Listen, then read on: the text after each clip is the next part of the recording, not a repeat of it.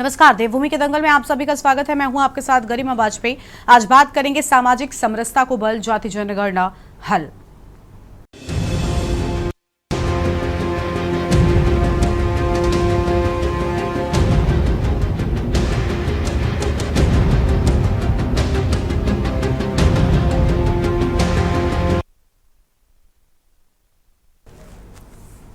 मोदी सरकार की कैबिनेट द्वारा हाल ही में जाति आधारित जनगणना के फैसले पर मुहर लगा दी गई है। इसका मतलब यह है कि इस बार होने वाली गणना में अनुसूचित जातियों और अनुसूचित जनजातियों के साथ साथ अन्य पिछड़ा वर्ग की जातियों को भी शामिल किया जाएगा। बता दें कि हमारे संविधान में अभी तक केवल एससी और एसटी की गणना करने का ही प्रावधान है, मगर इस बार ओबीसी को भी इसमें शामिल किया जाएगा। जातिगत जनगणना से उत्तराखंड में कई सामाजिक समीकरणों में बदलाव आने की संभावना है। उत्तराखंड की कुल जनसंख्या 1.25 करोड़ के करीब है। अनुमानित आंकड़ों की माने तो उत्तरकाशी जिले में सबसे ज्यादा जनसंख्या ओबीसी की है, तो वहीं हरिद्वार लगभग 56%, उधम सिंह नगर में 45% तक इस वर्ग की हिस्सेदारी मानी जाती है। उत्तराखंड में मूल रूप से पाई जाने वाली प्रमुख जनजातियों में थारू, जौनसारी, बुक्शा, भोटिया आदि है और इनकी जनसंख्या कुल आबादी का 2.89% है। इन्हें मूल जनजातियों को ज्यादातर समय पर प्रदेश में अनदेखा किया गया है और इन्हें मूलभूत अधिकारों के लिए भी आवाज उठानी पड़ती है। जातिगत जनगणना होने से इनकी पहचान हो सकेगी और इसके मुद्दों पर भी बात की जा सकेगी। उत्तराखंड की प्रमुख समस्याओं में से एक पहाड़ों में होने वाला पलायन भी है। हर साल बड़ी संख्या में नौजवान लोग रोजगार की तलाश में अपने गांवों को छोड़कर शहरों की तरफ चले जाते हैं। इससे जहां एक तरफ जनसंख्या संतुलन हो रहा है, तो वहीं सुविधाओं पर भी दबाव पड़ रहा है। जातिगत जनगणना करने से इसे रोकने और युवाओं के लिए नई रोजगार संबंधी नीतियां बनाने में भी मदद मिल सकती है। नई जनगणना के बाद जनसंख्या की स्थिति साफ हो सकेगी। वहीं मुख्य विपक्षी पार्टी कांग्रेस का कहना है कि ये मांग कांग्रेस द्वारा पहले ही की जा रही थी। आज इसी पर हम करेंगे चर्चा। एक रिपोर्ट देखिए।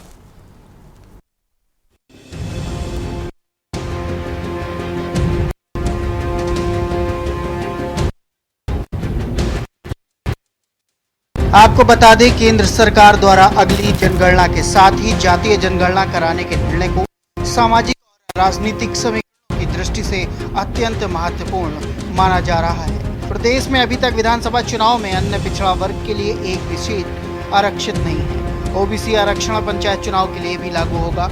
इसी बीच जातीय जनगणना कराने के कैबिनेट के निर्णय से आने वाले समय में चुनाव के साथ ही राजनीतिक दलों के भीतर भी ओबीसी की हैसियत मजबूत होना तय है। ओबीसी जनसंख्या का सर्वाधिक प्रभाव हरिद्वार, उधम सिंह नगर और देहरादून जिले में देखने को मिलेगा। उत्तराखंड में जातीय समीकरणों की बात करें तो वोटरों के लिहाज से सीएसडीएस लोक नीति के द्वारा एक सर्वे कुछ समय पहले किया गया था, जिसके मुताबिक प्रदेश में करीब 12% ब्राह्मण, 33% ठाकुर, 7% अन्य सवर्ण, 7% और अन्य पिछड़ा वर्ग 19%, दलित 14%, मुसलमान व 8% अन्य वोटर हैं। जातीय जनगणना को लेकर सियासत लोकसभा चुनाव से जोड़कर देखी जा रही है। वहीं भाजपा के प्रदेश अध्यक्ष महेश भट्ट ने कहा कि 94 वर्षों के बाद जातिगत जनगणना का जो निर्णय लिया है, भाजपा उसका सम्मान करती है। उन्होंने कहा कि जातिगत जनगणना से देश का सामाजिक और आर्थिक ताने बाने का पता चलेगा। साथ ही उन्होंने कहा कि 1931 के बाद ये पहली बार हुआ है जब किसी सरकार ने जाति जनगणना की बात की है। 2011 के बाद अब प्रस्तावित है और उस समय भी ओबीसी और दूसरी जातियों का आकलन सरकार के पास नहीं है।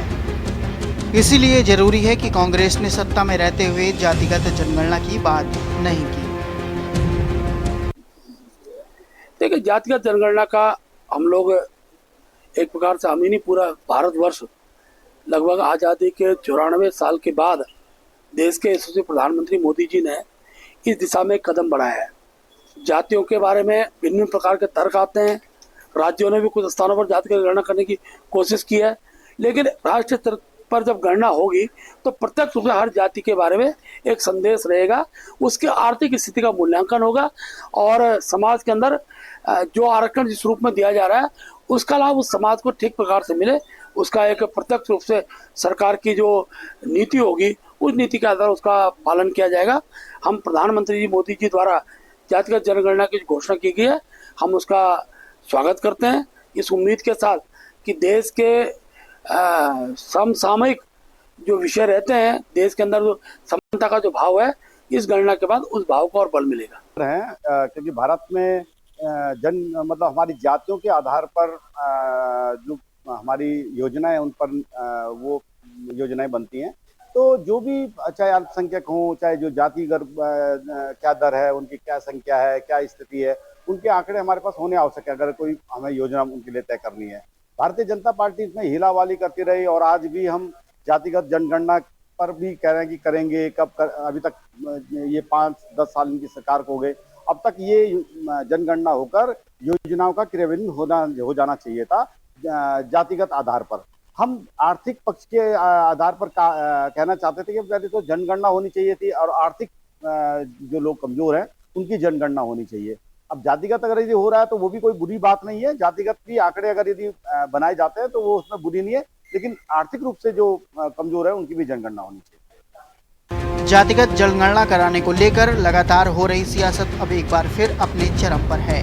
मोदी सरकार के इस फैसले को लेकर भारतीय जनता पार्टी अपनी पीठ थपथपा रही है, वहीं दूसरी तरफ कांग्रेस अपनी जीत बता रही है। इसी को लेकर दोनों दल एक दूसरे पर जमकर कटाक्ष कर रहे हैं। कांग्रेस के प्रदेश संगठन उपाध्यक्ष सूर्यकांत धस्माना ने कहा कि जब संसद में नेता विपक्ष राहुल गांधी जातिगत जनगणना कराने की मांग कर रहे थे, तब भाजपा के तमाम नेताओं ने इसका विरोध किया और कई प्रकार की बातें कही, लेकिन अब भाजपा को विपक्ष के सामने घुटने टेकने पड़े और विपक्ष की बात माननी पड़ी, तो अब भाजपा इसका श्रेय लेने की होड़ में है। लेकिन जनता जानती है कि जातिगत जनगणना को लेकर किस दल का क्या योगदान है। कांग्रेस का क्या कहना है? अरे कांग्रेस का तो सबसे पहला स्टैंड यही था। कांग्रेस के नेता राहुल गांधी जो इंडिया ब्लॉक के पार्लियामेंट के अंदर नेता हैं, लोकसभा में विपक्ष के नेता हैं, उन्होंने संसद के अंदर ही ऐलान किया था कि हम जातीय जनगणना करवा के रहेंगे, इस संसद से ही पास करवा के रहेंगे। यह ऐलान किसका था? राहुल गांधी का। राहुल गांधी के इस ऐलान पर अनुराग ठाकुर का बयान याद करिए, स्वयं प्रधानमंत्री नरेंद्र मोदी जी का बयान याद करिए, पूरी भारतीय जनता पार्टी के एक एक नेता का जातीय जनगणना के खिलाफ जो जहर उन्होंने उगला उसको याद करिए कि उसकी मांग कांग्रेस पार्टी ने करी थी। मैं कांग्रेस पार्टी को, पूरी उत्तराखंड प्रदेश कांग्रेस कमेटी की तरफ से, अपने पूरे संसदीय दल को, लोकसभा राज्यसभा में नेता विपक्ष को, मल्लिकार्जुन खड़गे साहब को, राहुल गांधी जी को, पूरी पार्टी की CWC को इस बात के लिए बधाई देता हूं। देखिए, जातिगत जनगणना का जो विषय है वो संवैधानिक रूप से प्रभावी भी है और राजनीतिक रूप से भी प्रभावी है, क्योंकि संविधान में अनुच्छेद 340 जो है इसके प्रावधान की व्यवस्था करता है। लेकिन भारत जैसे देश में जहाँ जातियों के को लेकर के परिभाषित वैसे ही बड़ा कठिन काम है, ऐसे में जातिगत जनगणना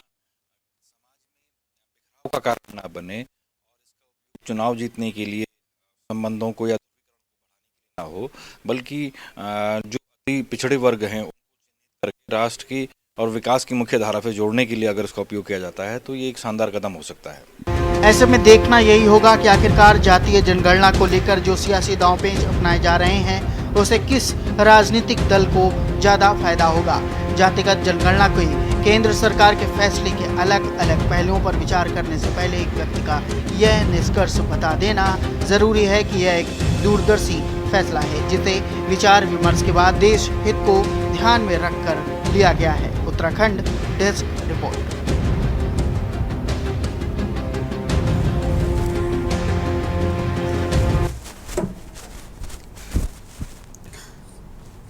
देवभूमि के दंगल में आज इसी मुद्दे पर हम करेंगे विस्तार से चर्चा। हमारे साथ में खास मेहमान जुड़ चुके हैं, लेकिन उससे पहले एक बड़ी खबर का रुख कर लेते हैं। पहले बड़ी जानकारी कानपुर से सामने आ रही है। कलेक्टरगंज में भीषण आग लगी। कानपुर से बड़ी खबर आपको बता दें, कलेक्टरगंज में लगी भीषण आग लगने से पूरे क्षेत्र में हड़कंप मचा। बड़ी खबर आपको बता रहे हैं, आग लगने से पूरे क्षेत्र में मचा हड़कंप।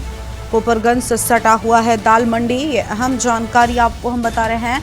कई लोगों के फंसे होने की सूचना, ये बड़ी जानकारी आपको हम बता दें, कई लोगों के फंसे होने की सूचना।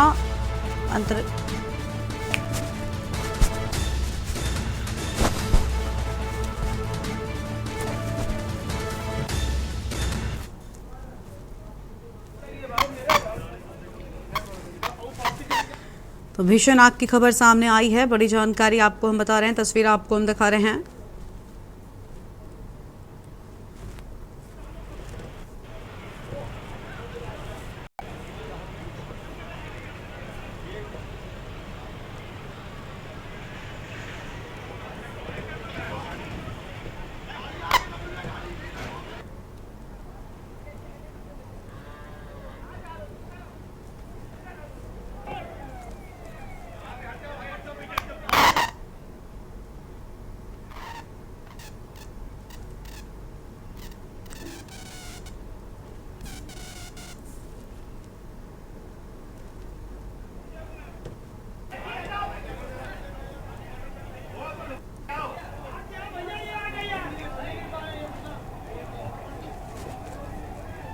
तो ये बड़ी खबर आपको बता रहे हैं, कानपुर से तस्वीरें दिखा रहे हैं। कई लोगों के फंसे होने की बात सामने आई है। दाल मंडी में भीषण आग की ये तस्वीरें।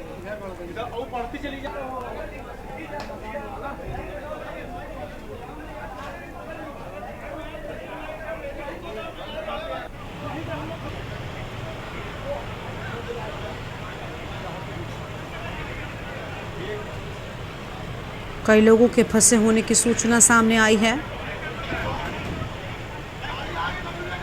कानपुर में कलेक्टरगंज में भीषण आग। इन तस्वीरों को देखकर अंदाजा लगाया जा सकता है कि आग कितनी भीषण थी। कानपुर में कलेक्टरगंज में भीषण आग, लोगों में अफरा तफरी का माहौल। दमकल की गाड़ियां मौके पर पहुंची हुई हैं।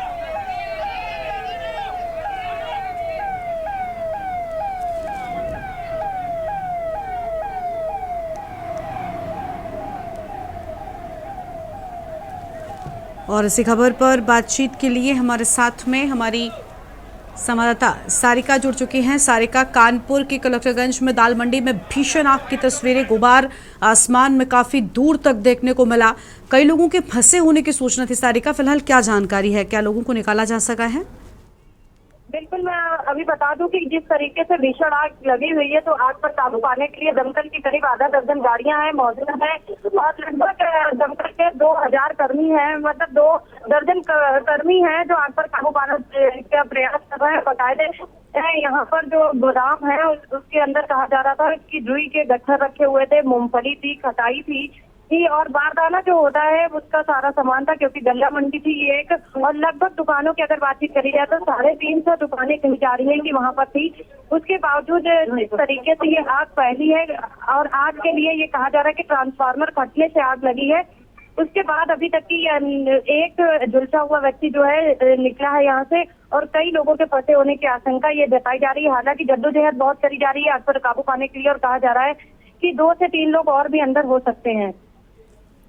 बिल्कुल, लेकिन फिलहाल क्या दमकल की गाड़ियां पहुंच चुकी हैं? कितनी हद तक आग पर काबू पाया जा सका है? प्रयास लगातार जारी है, अफरा तफरी का माहौल है। तस्वीरें अपने आप में सारी स्थिति जो है वो बयान कर रही हैं। बिल्कुल, देखिए जिस तरीके से आग लगी हुई है उसकी लपटें देखकर उससे निकलने वाला धुआं जो है वो कई किलोमीटर तक की फैल चुका है और दिखाई भी दे रहा है लोगों को। तो कहीं ना कहीं उस धुएं को देखकर ये कह लगाया जा सकता है कि आग बहुत भीषण और पूरे क्षेत्र में पूरे क्षेत्र में अफरा तफरी का माहौल है। लोग जो गोदाम में जिस गोदाम में आग लगी उससे सटे हुए जो गोदाम है उनसे सामान निकाल रहे हैं ताकि उनका सामान सुरक्षित हो सके। और उसके साथ साथ दमकल का जो प्रयास है वो ये है कि जो गोदाम है, क्योंकि रुई के गट्ठर इसमें रखे हुए हैं और इन पर आग लगी हुई है और इस आग में काबू पाना बहुत मुश्किल है। तो हालांकि जो दमकल की गाड़ियां और सुरक्षा कर्मी है, दमकल कर्मी है, वो इस आग से काबू पाने का प्रयास कर रहे हैं। अभी तक की 6 दमकल की गाड़ियां यहाँ पर आग बुझाने में लगी। चारों तरफ से दमकल की गाड़ियां खड़ी हैं और आग बुझाने का प्रयास किया जा रहा है। बिल्कुल, लगातार प्रयास जारी है। सारिका, बहुत नुकसान भी बताया जा रहा है लोगों का हुआ है, फिलहाल इसको लेकर भी चर्चा जारी है। जिस तरीके से गोदाम में आग लगी है और ये बताया गया कि इस गोदाम में लगभग 3 से 350 दुकानें थी और उन दुकानों में माल भरा हुआ था। तो अगर कयास लगाया जाए तो करोड़ों रुपए का नुकसान जो है वो कानपुर शहर में इस आग की चपेट में आने से हो गया है। शुक्रिया आपका सारिका, हमारे साथ जुड़ने के लिए, अहम जानकारी के लिए।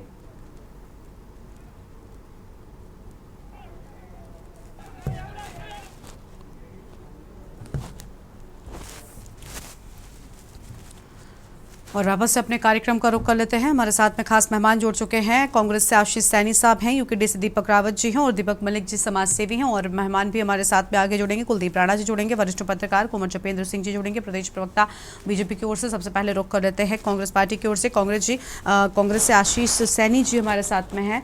आशीष जी, कांग्रेस लगातार जातिगत जनगणना को लेकर जो है वो ये कह रही थी कि हम तो पहले से ये चीज़ कह रहे थे।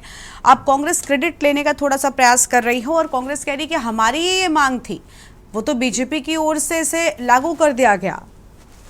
आशीष जी को मुझे लगता है आवाज़ नहीं पहुंच पा रही। ठीक है, आशीष जी तक हम चलेंगे, उससे पहले दीपक रावत जी का रुख कर लेते। दीपक जी, अब क्रेडिट लेने की होड़ मच गई है। हालांकि इसमें कोई दो राय नहीं है कि कांग्रेस लगातार जातिगत जनगणना की बात उठाती रही है। गरिमा जी, जब भारतीय जनता पार्टी हिंदुत्व और राष्ट्रवाद की राजनीति पे आतुर हो और कांग्रेस शुरू से ही 1975-76 में जब इमरजेंसी लगी थी, तब एक हमारे संविधान में एक शब्द लेके आई थी, सेकुलर। सेकुलर शब्द इससे पहले था नहीं। तो हिंदू मुस्लिम सिख ईसाई मतलब कौन सेकुलर है और कौन सेकुलर नहीं है, इस पे राजनीति अगर कांग्रेस ने करनी थी और जो कर रही है निश्चित रूप से, तो निश्चित रूप से ये अब ये विषय बन जाता है कि जो ये अब जातियों का जनगणना की जो निर्णय लिया है केंद्र सरकार ने, इसका प्रभाव दोनों ही राजनीतिक दलों में के अलावा जितने भी राजनीतिक दल है उन पे असर होना लाजमी है। क्योंकि देखिए 1931 के बाद अब जाके 2025 में अगर जनगणना हो रही है, तो आपने सुना होगा गरिमा जी, भारतीय जनता पार्टी के बहुत से नेता और बहुत से उत्साहित कार्यकर्ता एक शब्द बोलते हैं, जिसकी जिसकी जिसकी जितनी जनसंख्या भारी उतनी उसकी हिस्सेदारी। अब ये देखिए, जब जनगणना होगी और जब जनगणना के जो निर्णय जो परिणाम है वो सबके सामने आएंगे, तो निश्चित रूप से इस पे आकलन होगा, इस पे मंथन होगा कि इतने वर्षों बाद, आजादी के पूर्व में जो हुआ था और आजादी के बाद राजनीतिक रूप से, आर्थिक रूप से, सामाजिक रूप से इन जातियों का क्या प्रभाव है, कितना इनका उत्थान हुआ है, कितना ये लोग राजनीतिक रूप से बहुत ज्यादा सशक्त हुए हैं। ये सारी चर्चाएं अब पटल में आएंगे, सारी चर्चाएं, सारे द्वार जो है खुलेंगे। तो इस बात से कोई इनकार नहीं किया जा सकता कि जब ये जातीय जनगणना के आंकड़े जनता प्रस्तुत करेगी, जब आएंगे, तो निश्चित रूप से सभी की राजनीति के ऊपर इसका प्रभाव पड़ना लाजमी है।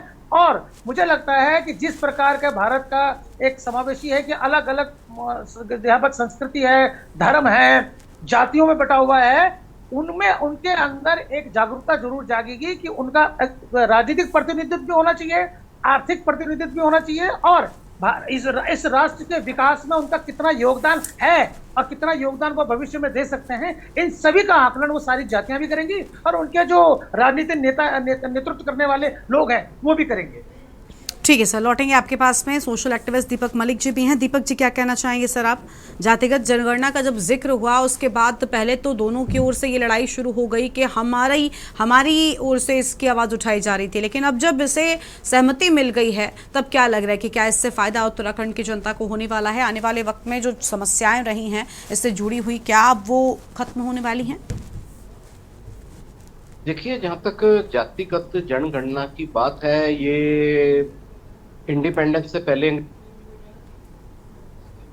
ऐसा कोई मजबूत आंकड़ा मिला नहीं है कि जातिगत जनगणना ये होती है। अच्छा है, इससे किस जाति ने देश में कितनी प्रोग्रेस करी है, कौन विकास की दौड़ में वंचित है, उसका पता चलेगा। किस जाति की राजनीतिक भागीदारी कितनी है, किसकी संसाधनों में ज्यादा है, ये पता चलेगा। लेकिन जैसे कि ये मुद्दा कभी कांग्रेस का भी पहले कभी नहीं होता था, ये तो मंडल कमंडल की राजनीति आई, वीपी सिंह आए, उस टाइम से मंडल आयोग की जो वीपी सिंह थे उनका आपस में ही जो गवर्नमेंट थी नेशनल फ्रंट, आपस में ही संघर्ष बहुत था।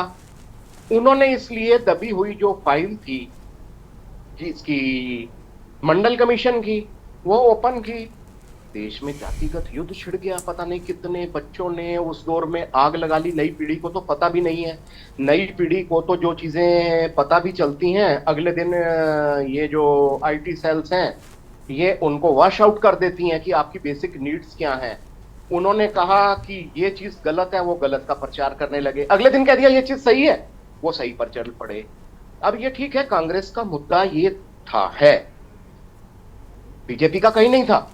नितिन गडकरी जी ने सीधा बयान दिया कि जो जातिगत जनगणना कराना चाहेगा उनके हम लात मारेंगे। संघ ने बोला हम जातिगत जनगणना के बिल्कुल खिलाफ हैं, अगेंस्ट है राष्ट्रीय संघ से। ये जहां तक मुझे लग रहा है ये भाजपा की कुछ इंटरनल पॉलिटिक्स जो है ना, उस वजह से मोदी जी को एक ड्रामेटिक चेंज करना पड़ा। क्योंकि राष्ट्रीय स्वयंसेवक संघ काफी टाइम से कह रहा है हम बीजेपी का नया अध्यक्ष लाएंगे, नया पीएम, पता नहीं क्या बातें उड़ती हैं, मैं उनको जो मीडिया के माध्यम से मिलती हैं हमें, हम वही बताएंगे। तो उन मुद्दों को पीछे करने के लिए पूरी पार्टी कल तक तो बोल रही थी जातिगत जनगणना हिंदुत्व पर कुठाराघात है, इससे समाज विखंडित हो जाएगा, आज उसके फायदे बताए जा रहे हैं। राष्ट्रीय स्वयंसेवक संघ जो इसके बेहद अगेंस्ट था, वो मूक मुद्रा में, उनके मुंह में जुबान नहीं है या उनको जुबान रहित कर दिया गया। ये आंतरिक संघर्ष जो पार्टी में है, कोई वैचारिक हो, सत्ता से हटने का भय वो है, लेकिन जातिगत जनगणना हो रही है। मैं इसके विरोध में भी नहीं हूं, समर्थन में भी नहीं हूं, लेकिन इससे कुछ इसका संसद में विशेष सत्र बुला करके इसका एक रूपरेखा तो तैयार कीजिए। क्या होगा इससे, इसके रिजल्ट्स क्या लेने चाह रहे हैं, इससे क्या फायदा मिलेगा देश को। अगर नुकसान मिलता है तो ये क्यों हो रही है, फायदा मिल रहा है तो फायदे क्या हैं। और में सबसे बड़ा एक है, आप देखिए देश आजाद हुए, अमृतकाल आ रहा है, 70 साल हो रहे हैं, कितने हो रहे हैं, उतने हो रहे हैं, 75 हो जाएंगे, कल को 80 भी हो जाएंगे। इस दौर में देश को एक ट्रेंड चल पड़ा है, हर जाति कहती है कि मुझे पिछड़े में घोषित कर दीजिए, पिछड़ा कहता है मुझे महापिछड़े में कर दीजिए। महापिछड़ा जो है, पिछड़ा वो कहता है, कोई कहता है कि मुझे राजस्थान में जैसे गुर्जर आरक्षण आंदोलन था, उन्होंने बोला कि हमें शेड्यूल ट्राइब्स में कर दीजिए, जैसे वन गुर्जर होते हैं। काफी उसमें हिंसा हुई, काफी कुछ हुआ, मुद्दा परिप्रेक्ष्य में पीछे चला गया। लेकिन क्या आजादी से आज तक जो हम विकास के इतने इतने बड़े दावे करते हैं, क्या एक जाति भी पिछड़ेपन से बाहर नहीं आ सकी है इतना टाइम रिजर्वेशन साधन लेकर के भी।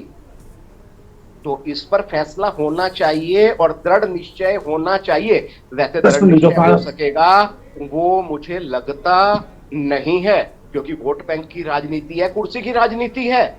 आज जिस चीज को नुकसानदेह बताते हैं, अगले दिन फायदेमंद बता दिया जाता है। तो ऐसे में मुझे लगता नहीं है कि सरकार कोई मतलब सख्त एजेंडा रख पाएगी। जिन जातियों को उनके जनसंख्या पॉपुलेशन है उससे ज्यादा के संसाधन मिल चुके हैं, उनको क्या ओबीसी कैटेगरी की जरूरत है? ये मुद्दा इसमें रखना चाहिए। जिनको वास्तव में विकास की दौड़ में पीछे रह गए हैं उनको मिलना चाहिए। मेन तो यह संसाधनों का, लेकिन आज बहुत सी उल्टी सीधी बातें आ रही हैं कि जिसकी जितनी हिस्सेदारी उतना। अरे क्या करोगे, देश में अराजकता मचाओगे, लूट मचा करके, जो मतलब जैसे कि वो था कि अराजकता कि संसाधन सबके बांट दो, एक इंडस्ट्री है इसमें 10 शेयर कर दो, इस कास्ट के पास में संसाधन नहीं है, वो तो असल नहीं है। लेकिन ये जल्दबाजी में की हुई घोषणा है, इसके क्या परिणाम होंगे और कैसे इससे बेहतर रिजल्ट्स लिए जा सकते हैं, ये जिम्मेदारी केंद्र सरकार पर निर्भर करती है। और उनको विपक्ष को लेकर के बकायदा मीटिंग ऑर्गेनाइज करनी चाहिए। ये नहीं है कि अपने स्वार्थ में आपने हाँ कर दी, हाँ जी हम जातिगत जनगणना करा रहे हैं, किस दबाव में कर रहे हैं या फायदे के लिए कर रहे हैं ये बताइए। और जो आईटी सेल्स हैं बीजेपी की हैं, कांग्रेस का तो खैर पुराना मुद्दा है, उसमें तो हम नाम नहीं लेंगे, ये तो कल तक गालियां दे रहे थे, आज उसकी वाहवाह कर रहे हैं मास्टर स्ट्रोक कि हमने कांग्रेस का मुद्दा हटिया लिया। अरे यार कुछ अकल की तो बात करो। पढ़ाई लिखाई तो तुमने बिल्कुल देश में चौपट करा के रख दी है। चाइना कहाँ था सन 90 में और भारत कहाँ था? भारत का एक्सपोर्ट चाइना से ज्यादा होता था। आज विश्व पटल में भारत कहाँ है, उसकी चिंता साथ में कीजिए। जातिगत जनगणना का ऐसा यूज कीजिए कि देश और मजबूत हो, यह राजनीतिक फायदे के लिए मत कीजिए। मैं यही कहना चाहूंगा, इसके मेरिट्स डीमेरिट्स दोनों सोचिए और हार्ड स्टेप जो लेने हैं, जो जाति संपन्न हो चुकी हैं उनको क्या जरूरत पड़ी है फिर समाज में रिजर्वेशन लेने की? मेन मुद्दा यही है, उनको संसाधनों में स्पेशल राइट की जरूरत नहीं है, वो पैरों पर खड़े हो चुके हैं। इसमें पूरा का पूरा सेंसस में होना चाहिए किस जाति को कितनी सरकारी नौकरियां मिल चुकी हैं, किस जाति को कितना राजनीतिक, चाहे वो प्रधान का लेवल हो, पार्षद का लेवल हो, मेयर का लेवल हो या फिर संसद का हो, उसमें से कितने जनप्रतिनिधि आते हैं, कौन सी जाति पिछड़ी रह गई है, उनका प्रतिनिधित्व नहीं है, पैसे में भी वो पीछे हैं, राजनीतिक भागीदारी में भी पीछे हैं। तो ये सब इसमें शामिल करना पड़ेगा। ये कोई बच्चों का गेम नहीं है कि मैंने वो पतंग उसकी उड़ रही थी कट गई मैंने लूट डाली, ये नहीं। समझदारी का परिचय दें, पूरा संसद का सत्र बुलाया जाए, उसमें विपक्षी दल भी बैठे, लेकिन ऐसा ना हो जैसा कि अभी जो संयुक्त ये सभी पार्टियों की मीटिंग बुलाई गई थी जब पाकिस्तान की तरफ से ये कश्मीर में टेररिस्ट अटैक हुआ, उसमें से पीएम साहब जो हैं हमारे वो नदारद थे। ऐसे कोई देश में मिलजुल करके रहना है तो वही परिपाटी डालें। सुपरमेसी से चलना है, मेरे को फायदा मिल गया, इसको नुकसान मिल गया, तो राजनीतिक मुद्दा है, उसके अलावा कुछ नहीं होगा और ना ही कुछ हासिल होने वाला है सिवा नुकसान। मैं इतना ही कहना चाहूँ। ठीक है सर, लौटेंगे आपके पास में। आशीष सैनी जी भी हमारे साथ में जुड़ चुके हैं और कुलदीप राणा जी भी हमारे साथ में जुड़े हुए हैं। ठीक है, आशीष सैनी साहब का पहले रुख कर लेते हैं, प्रदेश प्रवक्ता कांग्रेस पार्टी की ओर से। स्वागत सर आपका। आशीष जी, कांग्रेस ने कहा कि हमारी तो पुरानी मांग है जातिगत जनगणना, लेकिन अब खैर वो एक राष्ट्रीय स्तर पर अलग चर्चा है। अभी फिलहाल मंजूरी जब हो गई तो क्या लग रहा है कि क्या जो दिक्कतें उत्तराखंड प्रदेश की हैं फिलहाल वो दूर होंगी? आपने उत्तराखंड की बात की है या देश जी, उत्तराखंड की बात। जी देखिए उत्तराखंड राज्य में भी अन्य राज्यों की तरह से केंद्रीय अनुसूची के अनुसार कुछ जातियों को ओबीसी में शामिल किया गया है, जिसमें 76 जातियां हैं। शेड्यूल ट्राइब में भी फिक्स जातियां हैं, साथ में जो शेड्यूल कास्ट के लोग हैं वो भी। उत्तराखंड राज्य की आबादी का अगर उत्तर प्रदेश के मुकाबले में देखा जाएगा तो उत्तराखंड में SC ST OBC की संख्या बहुत कम है। उत्तराखंड में ओबीसी में रॉल्टी है और ये आपका चंपावत भी है, कुछ और जगहों पे भी है। मैं जो सही नहीं जान पा रहा हूँ कुछ चीजों को, लेकिन यह कि कुछ क्षेत्र के आधार पर भी ओबीसी घोषित किए गए हैं, जिसमें उत्तरकाशी सबसे प्रमुख है। और आपने ट्राइबल्स के लिए भी घोषित किया हुआ है क्षेत्र को, जौनसार को।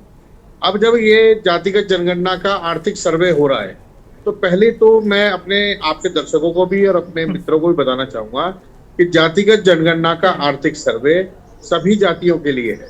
ये किसी एक जाति के लिए नहीं है, दूसरी जाति के लिए ऐसा नहीं है।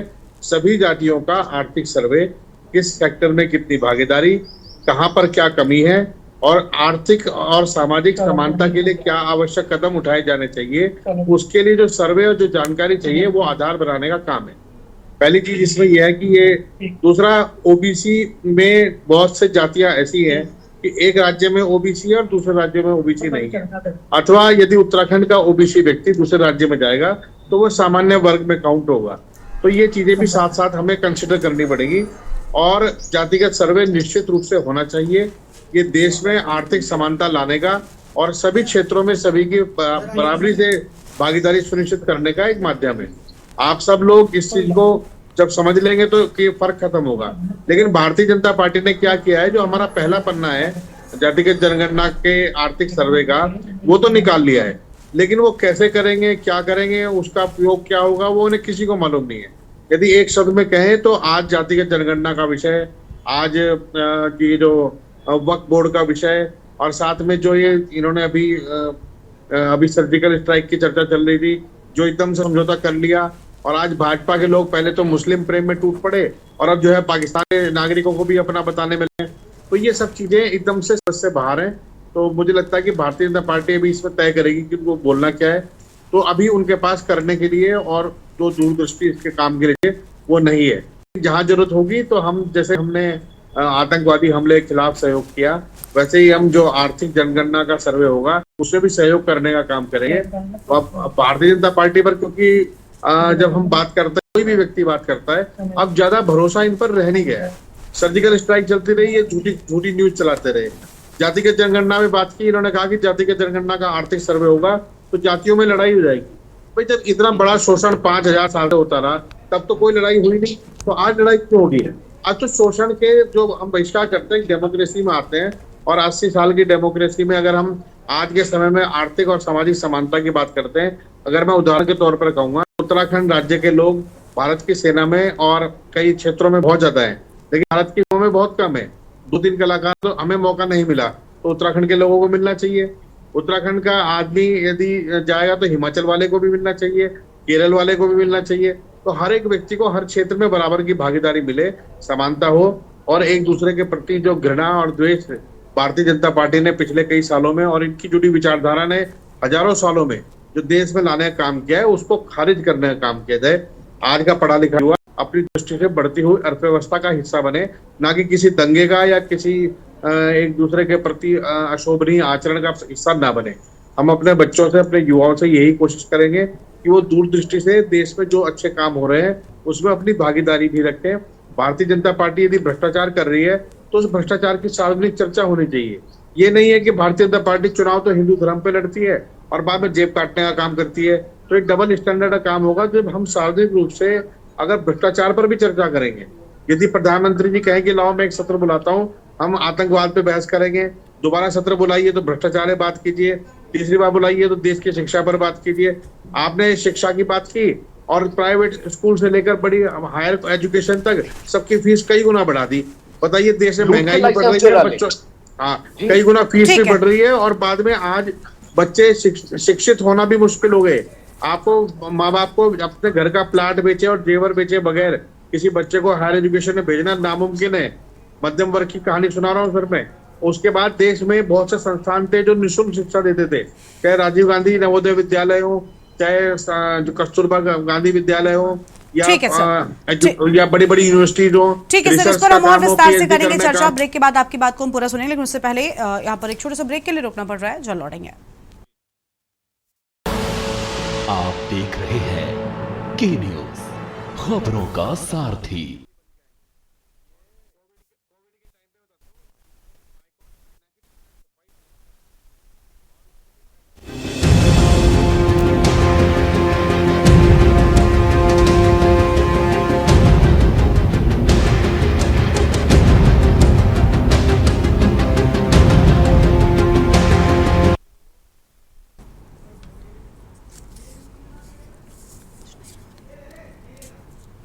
ब्रेक के बाद देवभूमि के दंगल में आप सभी का स्वागत है। खास मेहमान हमारे साथ में लगातार बने हुए कुलदीप राणा जी हैं, वरिष्ठ पत्रकार हैं। उनका रुख कर लेते हैं। कुलदीप जी, जातिगत जनगणना को मंजूरी मिल चुकी है, क्रेडिट को लेकर एक अलग लड़ाई है, लेकिन उत्तराखंड की समस्याओं की अगर हम बात करें, बहुत सारी समस्याएं हैं, बहुत सारे ऐसी जगह हैं जहां पर यह माना जा रहा है कि जातिगत जनगणना के बाद कुछ विशेष अधिकार या विशेष बदलाव हो सकता है। उसको लेकर आपकी क्या राय है?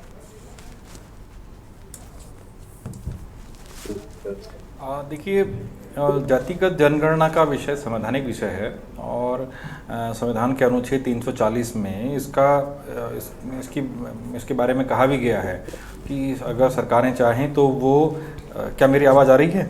हाँ जी सर, आप बोलिए। आप मेरी आवाज़ आ रही है गरिमा? जी जी जी, आप बोलिए कुलदीप जी, आपकी आवाज़ आ रही है। देखिए, हाँ, अनुच्छेद 300 ये जातिगत जनगणना का जो विषय है ये सीधे तौर पे संविधान से जुड़ा विषय है। संविधान के अनुच्छेद 340 में इसका वर्णन है और उसमें कहा गया है कि सरकारें चाहें तो वो जातिगत जनगणना के लिए व्यवस्था कर सकती हैं। ठीक है, हालांकि 341, 342 और अनुच्छेद 10 और 11 और 5 इन तमाम सारी चीज़ों में जातीय व्यवस्थाओं को लेकर के उसमें बात की गई कि व्यवस्थाएं रखी गई हैं। जहाँ तक हम उत्तराखंड की बात करते हैं तो उत्तराखंड एक पर्वतीय राज्य है और उत्तराखंड के इस पर्वतीय राज्य में जो उच्च हिमालयी क्षेत्रों में जो जिले हैं, जो जनपद हैं, उसमें भी कई क्षेत्र ऐसे हैं जो क्षेत्रीय आधार पर नोटिफाइड हैं, जिनमें हमारा चक्राता का जौनसार का इलाका है जो इस आधार पर नोटिफाइड है और उसके अलावा आपका पिथौरागढ़ का भी काफ़ी कुछ क्षेत्र जो है वो इस आधार पर नोटिफाइड है। उत्तराखंड में ST भी हैं, SC भी हैं, OBC भी हैं और उसके अलावा जो क्षेत्रीय आधार पर रिजर्व एरिया है, जो नोटिफाइड एरिया है, वो रिजर्वेशन भी उत्तराखंड में अवेलेबल है। ये जो पूरी चीज़ें हैं, अगर ये सामाजिक ताने बाने को मजबूत करने के दृष्टिकोण से और विशुद्ध रूप से जातीय जनगणना जो जनता की भागीदारी है और उसमें भी यह देखने के कि भाई इसमें कितना ये लोग आगे बढ़े हैं आज से विगत कई वर्षों से, चूँकि भारत जैसे देश में जातीय जनगणना हुई नहीं है, उसको देखने के लिए अगर ये होता है तो ये एक अच्छा कदम हो सकता है, बनिस्बत इस बात की कि इसका चुनावी लाभ ना लिया जाए, है ना, चुनाव में या चुनावी ध्रुवीकरण में इसका फ़ायदा ना हो, ना उठाया जाए। तो उसकी अपेक्षा अगर इसको सामाजिक दृष्टिकोण से देखा जाए तो ये लाभप्रद साबित हो सकता है। ठीक है, हालांकि ये अब जिस तरीके से इसमें राजनीति निकल करके आ रही है, और भारत जैसे देश में जहाँ जो एक जातीय प्रधान देश भी है, जहाँ विभिन्न जातियों की बहुलता है, और आज भी कई जातियाँ ऐसी हैं जो एक तरीके से उनकी वो आइडेंटिफाइड नहीं हो पाई हैं, उनकी डेफिनेशन नहीं हो पाई है, उनको परिभाषित नहीं किया जा सका है कि वो किस श्रेणी में आती हैं। क्या वो SC में हैं, शेड्यूल्ड ट्राइबल्स में हैं, या अन्य पिछड़ा वर्ग में हैं, या क्षेत्रीय आधार पर रिजर्वेशन के उसमें हैं। अभी बहुत सारी जातियां ऐसी हैं जो चीज़ों को लेकर के अभी भी भारत में ये व्यवस्था नहीं हो पाई है कि उनको परिभाषित किया जा सके। तो ऐसे में जाति जनगणना करना एक बहुत बड़ी टेढ़ी खीर भी साबित होगा, एक चुनौती भी साबित होगा। लेकिन साथ में इसका उपयोग अगर ये होता है, और तो इसका उपयोग राष्ट्रीयता को, देश को और राष्ट्रहित में अगर इसका हो तो ज़्यादा बेहतर है, बजाय इस बात का कि इसका राजनीतिक ध्रुवीकरण ना हो सके। तो ये एक बड़ी चुनौती रहेगी, और क्योंकि इससे ये चीज़ें कुछ ऐसी हैं जो समाज में बिखराव भी पैदा कर सकती हैं, क्योंकि विगत समय में हमने कई सारी चीज़ें ऐसी देखी भी हैं, और वो कई ऐसे कारण भी होते हैं जिनकी वजह से आपस में मनमुटाव और सामाजिक वैमनस्य भी इसमें चीज़ें उभर करके आता है। तो इस तरह की घटनाएं ना हो, इस तरह की चीज़ें ना हो राजनीतिक पृष्ठभूमि की तरफ से, तो ये एक अच्छा कदम हो सकता है अगर इसको विकास के लिए और विकसित समाज के दृष्टिकोण से इसको देखा जाए तो, उसको किया जाए तो। ठीक है सर, लौटेंगे। हमारे साथ में कुंवर जपेंद्र सिंह जी जुड़ चुके हैं, प्रदेश प्रवक्ता भारतीय, माफ कीजिएगा, आज हमारे साथ में सत्यवीर सिंह चौहान साहब हैं, प्रदेश प्रवक्ता बीजेपी की ओर से। स्वागत सत्यवीर जी आपका। सत्यवीर जी, मोदी सरकार ने जातिगत जनगणना को मंजूरी दे दी है। एक तरफ क्रेडिट की लड़ाई है, कांग्रेस कह रही कि हमारी ये बहुत दिनों पहले से मांग थी, लेकिन अभी जो चीजें हो रही हैं, फिलहाल उत्तराखंड में आवाज उठ रही है, वो अलग है कि उत्तराखंड में क्या कुछ बदलाव हो सकता है इसके बाद से। बहुत सारे मुद्दे हैं, बहुत सारी समस्याएं हैं। जातिगत जनगणना के बाद क्या उन पर लगाम लगेगी? पलायन की समस्या काफी तेजी के साथ में है, और कितने फायदे होने वाले हैं इसके फायदे उत्तराखंड के लिहाज से आप बताइए। जातिगत जनगणना की जो विषय है गरिमा जी, भारतीय संविधान में और भारतीय जो निर्माता थे उन लोगों ने इस विषय को गंभीरता से रखा है कि ये देश की आवश्यकता है और इसको समय आने पर इसकी व्यवस्था होनी चाहिए। और आदरणीय प्रधानमंत्री मोदी जी ने जिस प्रकार से संविधान के प्रति गहरी आस्था दिखाते हुए, और जो देश के अंदर जो आवश्यक था कि जातिगत जनगणना से ये पता चल सके कि सामाजिक रूप से और आर्थिक रूप से जो पिछड़ा हुआ वर्ग है उसको समानता में रखते हुए कार्यों को और उनको मुख्य धारा में लाया जाए, तो स्वागत योग्य कदम है। पूरा देश इसको स्वीकार भी कर रहा है, और समय आने पर जब ये जातिगत जनगणना के आधार पर देखा जाएगा कि कौन सा वर्ग सामाजिक रूप से आर्थिक रूप से पीछे है, उसको उसके लिए कुछ नीतियां बनाने की आवश्यकता है, और वो नीतियां बनेगी तो उनको लाभ होगा। और देश का संविधान यही कहता है कि जो कमजोर वर्ग है उसको भी मुख्य धारा में लाना चाहिए। तो आदरणीय मुख्य प्रधानमंत्री ने जिस प्रकार से ये संविधान निर्माताओं के सपने को साकार करने का काम किया है, तो मैं उनका आपके न्यूज के चैनल के माध्यम से साधुवाद करता हूँ। जहां तक आपने कहा कि कांग्रेस के लोग इस पे कह रहे हैं कि हमने जाति जनगणना की मांग करी, तो मुझे लगता है कि क्यों बार बार कांग्रेस के नेता जनता के बीच में जाके हास्य का पात्र बनते हैं, टीवी चैनलों के आके किस प्रकार से हास्य का पात्र बनते हैं। तो मुझे कहते हुए दुख होता है और ये बताते हुए दर्शकों को कि मुझे पहले एक समय कालखंड था कि प्रधान से लेकर प्रधानमंत्री और राष्ट्रपति तक कांग्रेस के युवा करते थे, तब इनको किसने रोका था? हम तो चाहे जनसंघ में हो, चाहे भारतीय जनता पार्टी का निर्माण करना हो, हमने तो आर्थिक रूप से जो पिछड़ा हुआ समाज था उस समाज को आगे लाने के लिए सदैव कहा कि उनके लिए सरकार की व्यवस्था करनी चाहिए।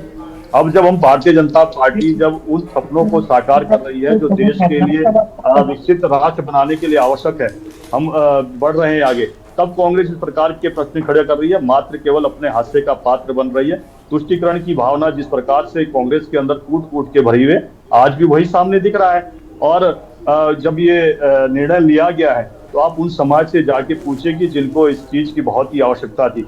ऐसा नहीं है कि ये हिंदू समाज में ही कि भाई इस प्रकार की जाति व्यवस्थाओं को देखते हुए ये निर्णय लिया गया। मुस्लिम समाज के अंदर तमाम ऐसी जातियां हैं अब मैं अगर मैं इस शब्द का भी उपयोग कर लूं तो कांग्रेस को बड़ी बेचैनी होगी, क्योंकि उनका तो प्रिय वोट बैंक है। उसके लिए उन्होंने किस प्रकार की नीतियां बनाई है वो सबने देखा है कि 1952 पहले इलेक्शन से लेकर 2013 तक के एक प्रधानमंत्री के रूप में किस प्रकार से शैडो प्रधानमंत्री के रूप में उन्होंने कार्य करवाए हैं। आज सभी के समग्र विकास के लिए गरिमा जी काम हो रहा है, तो कांग्रेस को ये हजम नहीं हो रहा है कि आज समानता में सभी को लेते हुए कार्य क्यों हो रहे हैं। आज संविधान के अनुसार सारे कार्य हो रहे हैं। हमारे समय पे संविधान को जिस प्रकार की मजबूती मिली है, ये हमारे जो संविधान के निर्माता थे उन्होंने जो सोचा था कि आने वाले समय में संविधान हमारे लोकतंत्र को मजबूत करेगा। आज आप देखिए कि संविधान कितने ताकत के साथ लोकतंत्र को मजबूत कर रहा है।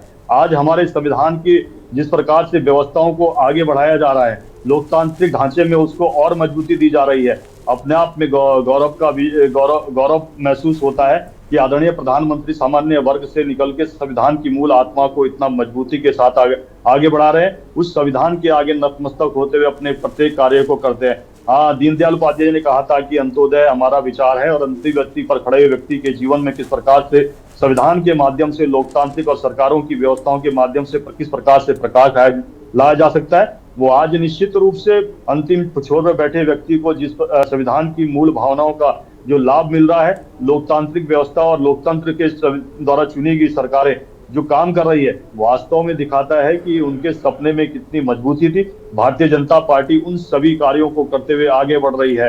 और जातिगत जनगणना फिर वही विषय आ जाता है गरिमा जी की अपने समय पे किसी भी प्रकार से अपने समय पे कांग्रेस ने जिस प्रकार से संविधान को कमजोर करने का काम किया हो वो सबके सामने है।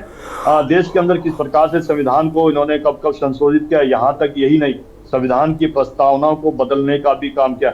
हमारे समय पे एक बार भी ऐसा प्रश्न नहीं उठा कि कोई भी देश के अंदर कोई भी संविधान का जानकार हो, संविधान का जिसकी बहुत ही ज्यादा बुद्धिमत्ता हो, उसने कभी इस प्रकार का प्रश्न उठाया हो कि भारतीय जनता पार्टी ने संविधान के विपरीत जाके कोई कार्य किया हो। हमारे समय पे कितने जो भी संविधान की जो रूपरेखा है उसके अनुसार काम करने का काम किया है। आज तमाम प्रदेशों में हमारी सरकार है, संविधान के माध्यम से उन सभी कार्य योजनाओं को धरातल पर उतार रही है जो लोगों के जीवन को या राज्य की आर्थिक स्थिति, सामाजिक स्थिति में प्रगति ला सके, समृद्धि ला सके, वो सब कार्य आज कर रहे हैं। और हम यही कारण है कि हमने हमेशा कहा कि हमारे लिए संविधान सर्वोपरि है, और संविधान के जो निर्माताओं जो उन्होंने कहा है उस कार्य को हम करेंगे। यही कारण है कि ठीक है 15 से अधिक राज्यों ठीक है सर। आशीष जी कुछ कहना चाहते हैं आपके जवाब में? आशीष जी, और लगातार उस कार्य को हम आगे कर रहे हैं। जी ठीक है सर। आशीष जी कुछ कहना चाह रहे हैं आप? हाँ जी, मैं यही कहना चाह रहा हूँ, ये हमारे भाजपा के मित्र हैं, अभी नागपुर से या दिल्ली कार्यालय से जातिगत जनगणना के पक्ष में जो सिलेबस इन्हें दिया गया है अभी इन तक पहुंचा नहीं है। अभी इन्होंने बहुत लंबा चौड़ा वक्तव्य दिया, इन्होंने कहा कि पूरा टाइम खींच ले, लेकिन इनका कोई आपस में तालमेल नहीं बना। ये इनको समझ नहीं है अभी जातिगत जनगणना की और पिछड़े वर्ग की जातियों के संघर्ष की। 1993 से पहले मेरी जाति भी जब उत्तर प्रदेश हुआ करता था ओबीसी में नहीं थी, तो ओबीसी जब मैं था ही नहीं तो मैं तो मेरी जनगणना क्यों करोगे और मेरे लिए आप मतलब काम करने का काम क्यों करोगे। दूसरी बात, उसके की कौन कौन सी जातियां किस आधार पर 16 बिंदुओं पर एक कार्यक्रम तय हुआ और पूरे देश में ओबीसी की गणना के लिए बीपी मंडल जो पूर्व मुख्यमंत्री थे एक मंडल कमीशन बनाया।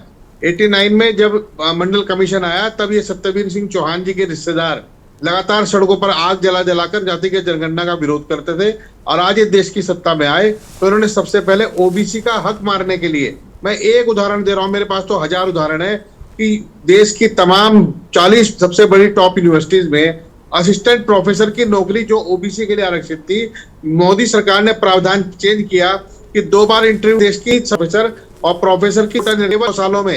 ये तो लगातार इन्होंने हक मारने का काम कर रहे हैं। एक बात। दूसरा, बीपी मंडल के अधिक की आबादी के लिए हक की आवाज को बुलंद किया और पूरा देश उनका धन्यवाद करता है। उस समय भारतीय जनता पार्टी के लोगों ने उनकी सरकार से समर्थन वापस लिया। उन 100 सांसदों को खरीदने के लिए जो बड़े अंबानी हुआ करते थे उन्होंने 100 सांसदों को पैसा देकर खर्च किया कि ये सरकार गिराई है, ये हमारे पक्ष की बात नहीं कर रही है। इतना काला अध्याय होने के बाद लगातार जब जातिगत जनगणना की बात होती थी, राहुल जी करते थे तो यही लोग कहते थे कि ये तो जातियों में लड़ाना चाहते हैं। राहुल जी ने बार बार कहा कि जातियों के आधार पर आर्थिक सर्वे करना है, आरती लड़ाने का काम नहीं है। जाति तो मेरी वो तय होती है जब मैं जिस परिवार में जन्म लेता हूँ, उसके आधार पर क्या लड़ना किसी से। लेकिन आपने लगातार हक मारने का काम किया। भारतीय जनता पार्टी के उस चितपावनी मंडल से हैं, उसके उस समूह से हैं जो लगातार देश में 90% आबादी का शोषण करती है, जो SC ST का करती है, माइनॉरिटी का करती है, OBC का करती है, साथ ही साथ महिलाओं का भी शोषण करती है। आप तो देश के 90% से अधिक आबादी के शोषक वर्ग में से हो।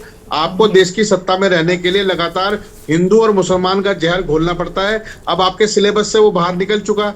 अब आप मुसलमान के खिलाफ नहीं बोल सकते, आप पाकिस्तान के खिलाफ नहीं बोल सकते, आतंकवादियों के खिलाफ नहीं बोल सकते, डोनाल्ड ट्रंप के खिलाफ नहीं बोल सकते। आपको OBC का पक्ष करना है, SC ST का करना है, महिलाओं के पक्ष से बोलना पड़ेगा। जो आपके बलात्कारी ट्रोलर हैं जो सोशल मीडिया पर सबको अभी कार के एक सचिव है, अभी जो लगातार जो देखिए आशीष जी कुछ भी नहीं, और मुद्दे से जुड़ी बातें ही मुझे लगता है ठीक है। नहीं गरिमा जी 1 मिनट। भारत सरकार के सचिव सबसे ताकतवर नौकरशाह सर, मुद्दे से जुड़ी बातें ठीक है, मुझे लगता है वो ठीक भी है। हाँ ठीक है अब मुद्दे से जुड़ा, मैं सही गलत की बात नहीं कर रही, बस मुद्दे पर आप रही है। ठीक है सर, लौटेंगे और मेहमान भी हैं, उनको जोड़ लेते हैं। आशीष जी प्लीज, अब मुझे लगता है आप समझिए इस बात को, और मेहमान भी है। सत्यवीर जी थोड़ा रुक जाइए, आपके पास में आएंगे। कुलदीप जी का एक बार फिर से रुकाते हैं, आप जवाब दे लीजिएगा सत्यवीर जी। कुलदीप जी सर, वही बात है ना कि जब UCC आया तब भी ये हो रहा था कि लागू करना, क्योंकि जब नई चीज होती है तो उसमें बहुत समय लगता है, बहुत सारे लूपहोल्स है जो रह जाते हैं। आप कितना भी बेहतर कर लीजिए, सरकार की ओर से कितने भी ड्राफ्ट सब कुछ बनाए गए, लेकिन हर एक बार हमने देखा अलग अलग मुद्दों को लेकर लंबी लंबी बहसें छिड़ गई। वैसे ही जातिगत जनगणना में भी कुछ होने वाला है क्या?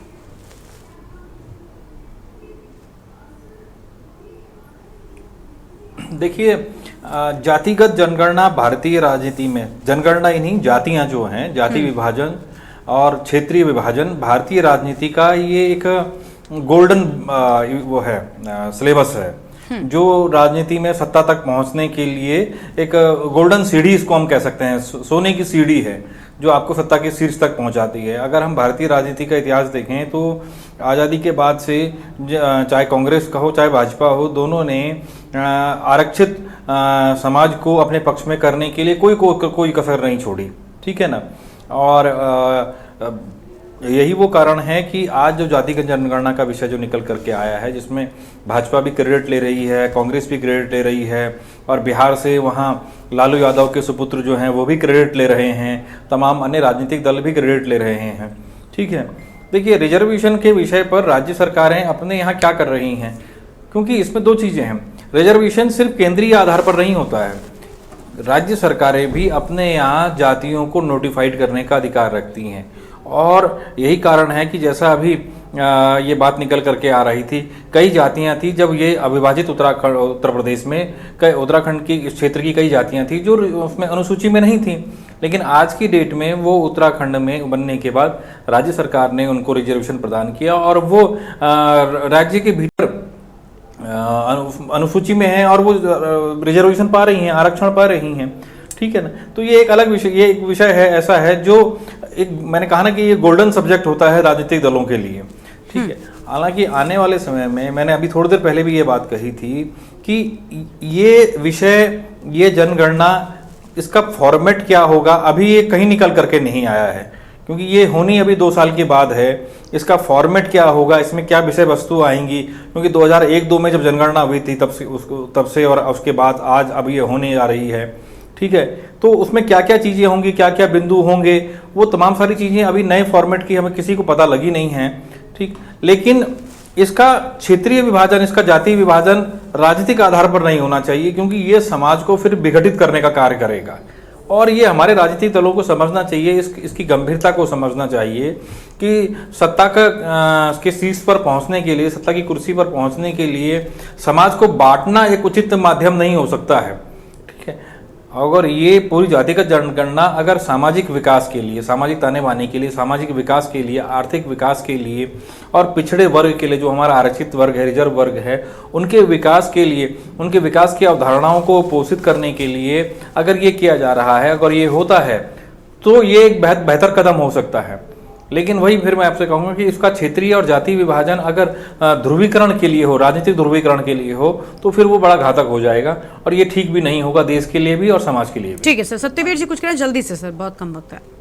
गरिमा जी, सबसे पहले तो मैं ये बता देता हूँ, जब जनता पार्टी थी 1979 में, उस समय मंडल आयोग बना था और उस समय विंदेश्वरी प्रसाद उसके पहले अध्यक्ष थे। तो आप देखें कि किस प्रकार से टीवी चैनलों पे भी आके झूठ बोला जाता है कांग्रेस के द्वारा। मंडल अध्यक्ष थे उसके। आशीष जी बीच में नहीं, आशीष जी क्लोजिंग टाइम है, प्लीज आशीष जी, आपके बीच में नहीं बोला। सर प्लीज, बहस का वक्त नहीं है। दीपक जी आप बोले, कुछ कहना है। दीपक मलिक जी कुछ कहना चाहते थे सर। सत्यवीर जी शांत हो जाइए। हाँ दीपक जी आप बोलिए सर। कौन उसका अध्यक्ष था, कौन नहीं था, तो इसमें हमारा किसी प्रकार का दोष नहीं है। और ठीक है सत्यवीर जी हो गया। आशीष जी ऐसे क्लोजिंग टाइम पे टिप्पणियां ठीक थोड़ी होती है। आशीष जी, गरिमा जी आप इसके बाद मुझे समय मत देना, मैं एक महत्वपूर्ण बात के साथ खत्म करता हूँ। गरिमा जी महत्वपूर्ण बात के साथ खत्म कर देता हूँ सब।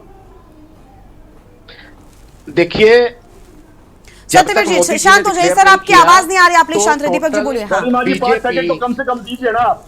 सत्यवीर जी आप देरी से जुड़े, इस बात को आप भी समझते हैं, तो कृपया करके प्लीज अभी शांत रहिए। दीपक जी जल्दी से कंप्लीट कीजिए सर, क्लोजिंग टाइम है। भाजपा के महत्वपूर्ण तो ये है किसी एजेंडा में जातिगत जनगणना नहीं थी, ये उसके खुल करके विरोधी थे। मोदी जी ने जिस दिन से डिक्लेयर किया ये लोग पक्ष में आ गए। अरे राहुल गांधी उनके तो एजेंडा में। सत्यवीर जी आपको सुनाई नहीं देता क्या सर? सत्यवीर जी मैं आपसे कह रही हूँ आप शांत रहिए। उत्तराखंड के परिप्रेक्ष्य में मैं 2 लाइनें बोलना चाहूंगा, जरा सत्यवीर जी सुनिए। सर माफी चाहते हैं दीपक जी माफी चाहते हैं, वक्त की कमी, हमें अपनी चर्चा को यहीं पर रोकना पड़ रहा है। सभी मेहमानों का बहुत शुक्रिया हमारे साथ जुड़ने के लिए, अपनी बात रखने के लिए। तो कांग्रेस ने बताया कि अपनी हमारी ये पुरानी मांग है और हम पहले से लगातार इस जातिगत जनगणना को लेकर बातचीत कर रहे थे, लेकिन अब उत्तराखंड में इससे जुड़े विकास कार्यों को लेकर लगातार सवाल उठने लगे। इस कार्यक्रम में इतना ही, आप देखते रहिए के न्यूज इंडिया। इस बीच एक बड़ी खबर भी सामने आ रही, पहले उसका रुख कर लेते हैं। उत्तराखंड प्रदेश एक पहाड़ी प्रदेश है जहां पर 4 धाम यात्रा सहित प्रदेश की आर्थिक स्थिति को सुधारने वाली सोने की खान कहे जाने वाला खनन है, जिसको लेकर राज्य बनने के बीते सालों से खनन माफिया ने बड़ा चूना लगाया है। लेकिन समय बीतता गया और मुख्यमंत्री पुष्कर सिंह धामी की सरकार के आने के बाद से खनन को लेकर के एक पारदर्शिता नजर आई। यही वजह है कि 2024 से 25 में खनन विभाग ने 1047 करोड़ रुपए से अधिक का राजस्व अर्जित कर लिया है, जो इस साल के लिए निर्धारित 875 करोड़ रुपए के लक्ष्य से काफी अधिक माना गया है, जिसको लेकर धामी सरकार ने प्रतिष्ठा, नीतिगत सरलीकरण और अवैध खनन पर प्रभावी रोक की निर्णायक भूमिका निभाई है। यही वजह है कि 2024 से 25 के करीब 1047 करोड़ रुपए का रिकॉर्ड राजस्व प्राप्त किया गया। इसके अलावा एनफोर्समेंट सेल और जिला स्तरीय निगरानी इकाइयों के जरिए पिछले 5 सालों में अवैध खनन में से 74.22 करोड़ रुपए की वसूली भी की गई, जबकि 159 उप खनिज पट्टों को ई निविदा और ई नीलामी के जरिए आवंटित कर खनन के क्षेत्र में पारदर्शिता सामने आई है। साथ ही रीडर, नाइट विजन कैमरे और अन्य निगरानी उपकरणों की तैनाती से खनन माफियाओं पर पूरी नजर रखी जा रही है। खनन विभाग राज्य के लिए राजस्व का प्रमुख स्रोत बन चुके हैं। आपको बता दें कि बीते सालों का खनन से संबंधित ये महत्वपूर्ण राजस्व डेटा साल 2020 से 21 की अगर हम बात करें तो 397 करोड़ रुपए, साल 2021 से 22 की बात करें तो 570 करोड़ रुपए, साल 2022 से 23 की बात की जाए तो 472 और 472.25 करोड़ रुपए, साल 2023 से 24 के लिए 645.42 करोड़ रुपए, और वहीं अगर बात करें साल 2024 से 25 की तो 1047 करोड़ रुपए की बात सामने आई है।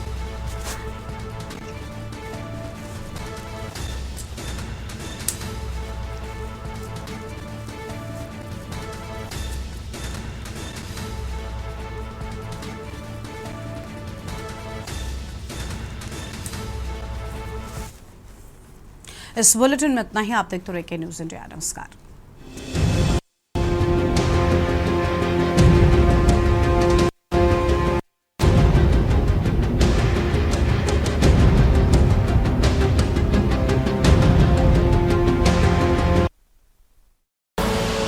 आप देख रहे हैं के न्यूज, खबरों का सारथी। बिबल में गुलिस्तां की ये कुछ लजीज फरिश्ते जब साथ घुले तो जी ललचाए और दिल कहे कि स्वाद की इस जुबान में खुद को ऐसा डुबाऊं कि निकल ना पाऊं। बिमल की जुबान कुछ है ही ऐसी, मानते हैं ना? बिमल बोलो जुबान केसरी। आप देख रहे हैं के न्यूज, खबरों का सारथी।